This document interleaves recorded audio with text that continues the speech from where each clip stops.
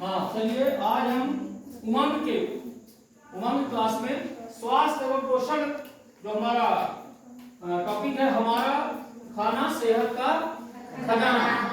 आज आप लोग देखोगे कि हमारे खाने में हमारे सेहत का कितना खजाना भरा हुआ है। हम उन खजानों से क्या क्या अपने सेहत के लिए ग्रहण करें जिससे हमारा स्वास्थ्य अच्छा रहे।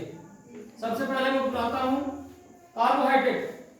हमारे खाने में पौष्टिक आहार या संतुलित भोजन में 6 पोषक तत्वों की या 6 तत्वों की आवश्यकता होती है, जिसमें प्रथम है कार्बोहाइड्रेट। वो अपना गुण अपना बताइए। चलो मैं कार्बोहाइड्रेट हूँ।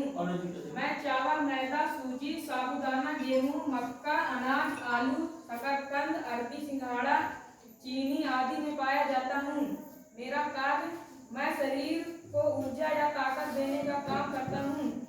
कमी से प्रभाव, मेरी कमी से कमजोरी, थकान महसूस होती है। ठीक है, चलो कार्बोहाइड्रेट के बारे में आपने सुना। कार्बोहाइड्रेट कहाँ कहाँ से प्राप्त होता है, किससे मिलता है, इसके कारण हमें क्या ताकत मिलती है, ऊर्जा मिलती है, और इसकी कमी से क्या दिक्कत होती है, नीलेश कुमार केवट ने बताया। देखो कार्बोहाइड्रेट को हम शुगर भी कहते हैं ना, शुगर, शर्करा। ठीक है, अब चलिए अब दूसरा प्रोटीन। प्रोटीन आ रही है, ध्यान से सुनना। प्रोटीन क्या है, प्रोटीन कहाँ मिलता है, प्रोटीन से क्या लाभ है, क्या नुकसान है, क्या कमी के क्या। मैं प्रोटीन हूँ। मैं दूध, दही, राजमा, मूंगफली, सोयाबीन, नारियल, दाल, पनीर, अंडा, मांस व मछली में अधिक पाया जाता हूँ।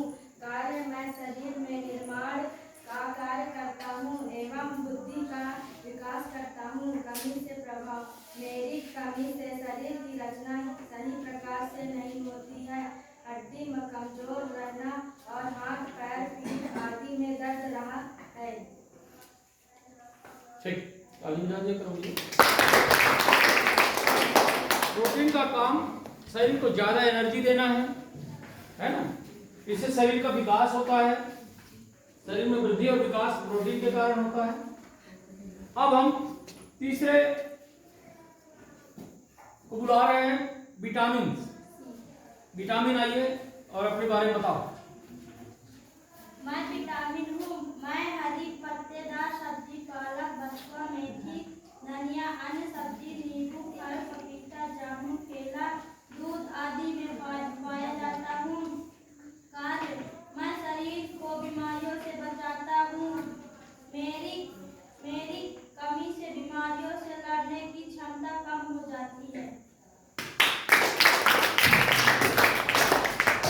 देखो हमारे शरीर में उपापचय अपचय क्रिया होती है, भोजन को पचाना, और शरीर के अंदर जितनी भी क्रियाएं होती हैं इनमें विटामिन का बहुत महत्व होता है ना। विटामिन की कमी से कई रोग हो जाते हैं, जैसे विटामिन ए की कमी से रतौंधी रोग हो जाता है, विटामिन सी की कमी से स्कर्वी रोग हो जाता है, विटामिन डी की कमी से बेरी रोग हो जाता है। तो हमें भोजन में विटामिन कहाँ से मिलता है ये अभी अंजलि बताई है ना। तो हमको उन भोज्य पदार्थों को भी ग्रहण करना चाहिए, तभी हमें शरीर में विटामिन की पूर्ति होगी और हमारा स्वास्थ्य अच्छा होगा। अब हम चलते हैं तीसरे के बाद चौथे नंबर में आता है चौथा खनिज लवण। आइए। मैं खनिज लवण हूँ। मैं सब्जियों, फल, दूध, किशमिश, आंवला, खजूर, हरी मिर्च, धनिया, पुदीना आदि में पाया जाता हूँ। कार्य, में शरीर को बीमारियों से बचाता हूँ। कमी से प्रमाण, मेरी कमी से बीमारियों से लड़ने की क्षमता कम हो जाती है। कमजोरियों, चिड़चिड़ापन और कर्म करने की क्षमता कम हो जाती है। लौह लवण की कमी, हीमोग्लोबिन का प्रतिशत घट जाता है। हीमोग्लोबिन हमारे शरीर में पोषक तत्वों में ये खनिज लवण है। खनिज लवण में कुछ तो दीर्घ खनिज लवण है, हमें ज्यादा आवश्यकता होती है, कुछ को कम मात्रा में। तो अधिक मात्रा में खनिज लवण कौन कौन से हैं, जैसे कैल्शियम हो गया, फास्फोरस हो गया, सल्फर, क्लोरीन, सोडियम, मैग्नीशियम, आदि मिनरल्स की आवश्यकता होती है, और हमें कम मात्रा में क्लोरीन, जिंक, तांबा, मैंगनीज, आयोडीन, कोबाल्ट, क्रोमियम आदि।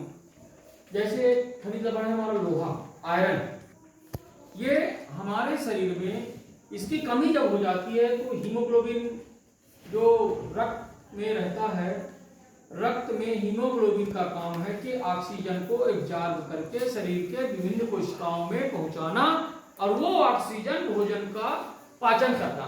उन ऑक्सीजन का काम है पाचन करना।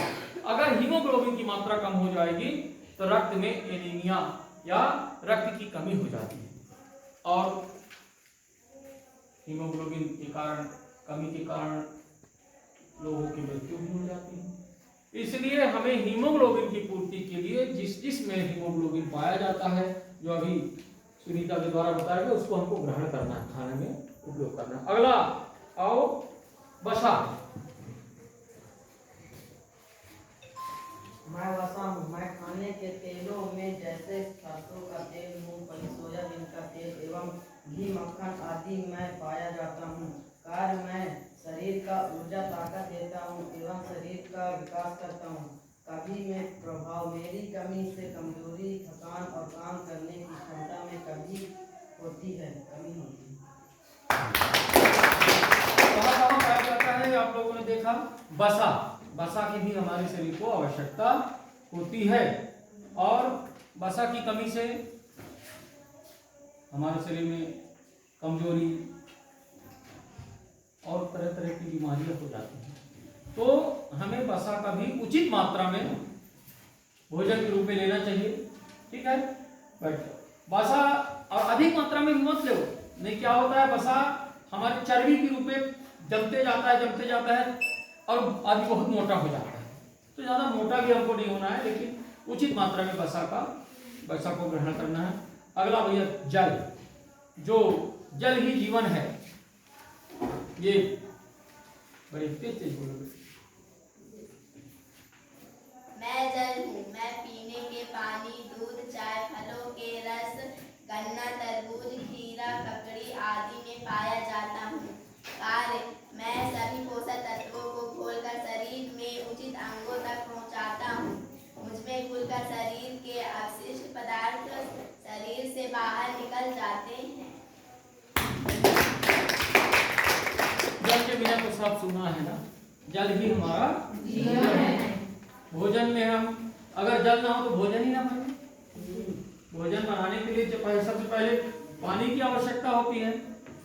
सुबह उठते हैं तब से हमें जल की आवश्यकता होती है। मुंह धोना है, मुखारी करना है, चाय बनाना है, नाश्ता बनाना है, खाना बनाना है ना, सब में जल की आवश्यकता होती है। कपड़ा धोना है, नहाना है, सब में जल की आवश्यकता होती है। लेकिन भोजन के लिए बहुत आवश्यक है। हमारे शरीर में लगभग 65 से 70% जल ही जल है। इस जल को मेंटेन करने के लिए हमें उचित मात्रा में पानी पीना चाहिए। आप लोग बाटल लेके आते नहीं हो, और पानी की कमी से शरीर में कमजोरी आती है, चेहरे में चमक खत्म होता है, मुरझाहट बनी रहती है। पानी अधिक से अधिक पीना चाहिए। आदमी को 3 से 4 लीटर 5 लीटर तक लोग पीते हैं दिन भर। तो कम से कम 2 लीटर तो यहाँ ले 1 लीटर पानी, 1 लीटर का डब्बा लाओ, कम से कम स्कूल में 1 लीटर पानी तो पी जाओ। तब कोई बॉटल बनाओ, बॉटल लाओ, और अपना पानी, घर का पानी जो रोज हम पीते हैं घर में, हमारे स्वास्थ्य के लिए लाभदायक होगा। सबको एक बॉटल बढ़िया खरीद लो तो पानी लाओ। पानी शरीर के लिए बहुत आवश्यक है, भोजन पचाने में आवश्यक है, प्यास बुझाने में आवश्यक है। और पानी अगर आप पियोगे तो किसी प्रकार की बीमारी नहीं होगी, क्योंकि पानी पिएंगे तो पेशाब ज्यादा बनेगा, और पेशाब के साथ अपशिष्ट पदार्थ बाहर निकल जाएंगे। जो हमारे अंदर अपशिष्ट पदार्थ है वो सब बाहर निकल जाएंगे, हमारा शरीर स्वस्थ रहेगा। ठीक है। तो